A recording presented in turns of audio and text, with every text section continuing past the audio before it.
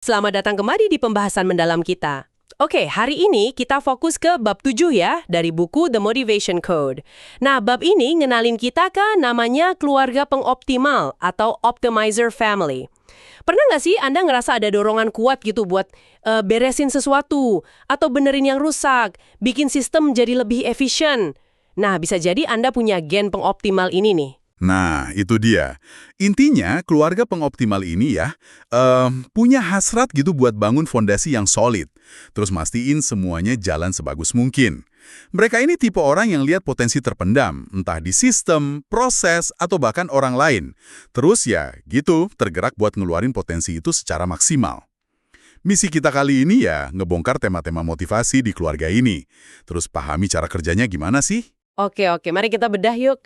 Ada 6 tema nih di keluarga ini. Organize, make it right, improve, make it work, develop, sama establish.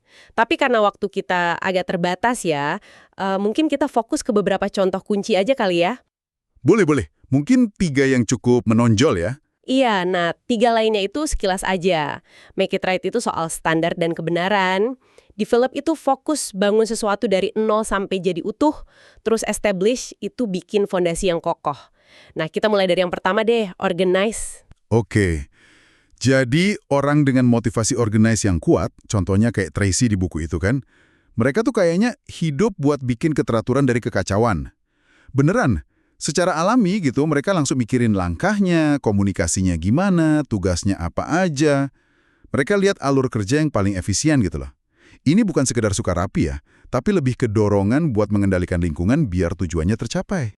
Jadi bukan cuma soal meja bersih ya. Lebih ke kontrol atas proses gitu. Bener banget.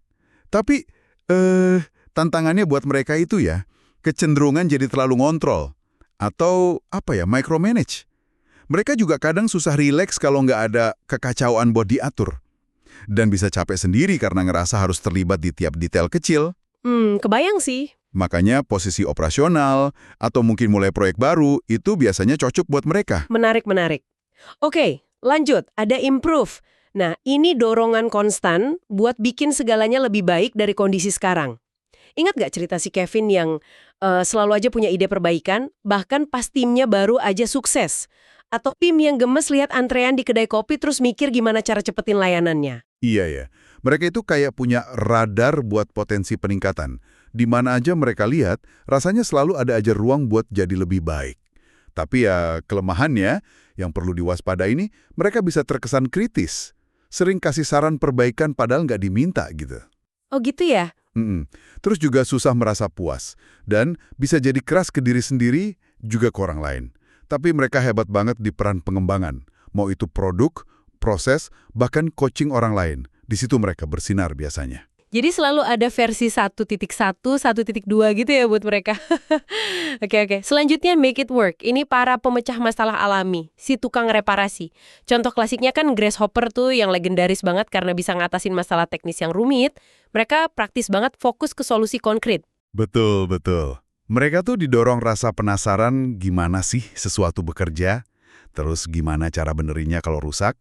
Nah, potensi jebakannya di sini, kadang mereka bisa jadi nyari-nyari masalah, biar ada yang bisa dibenerin. Ada aja ya. Iya, atau terlalu asik sama detail teknis, sampai lupa gambaran besarnya gimana. Tapi mereka ini berharga banget loh, dalam situasi krisis, atau peran investigatif yang butuh pemecahan masalah mendalam. Oke, jadi kita udah lihat organize yang tugasnya nata, improve yang nyempurnain, sama make it work yang ngebenerin. Ditambah 3 lainnya tadi, make it right, develop, establish, yang fokus optimalisasinya beda-beda. Kalau ditarik benang merahnya ini, apa sih inti dari dorongan keluarga pengoptimal ini? Benang merahnya itu keyakinan mendasar bahwa dunia ini atau sistem apapun lah, bisa dan harus berfungsi di level optimalnya. Gitu intinya. Ini bukan cuma soal efisiensi mekanis ya, tapi lebih ke gimana merealisasikan potensi penuh dari suatu sistem, situasi, atau bahkan individu. Mereka itu agen perubahan aktif yang terdorong buat intervensi, mau itu ngatur, benerin, ningkatin, bangun, pokoknya demi mencapai kondisi ideal itu. Ada semacam dorongan buat nyempurnain apapun yang mereka sentuh gitu loh. Jadi apa artinya ini semua buat Anda yang lagi dengerin nih?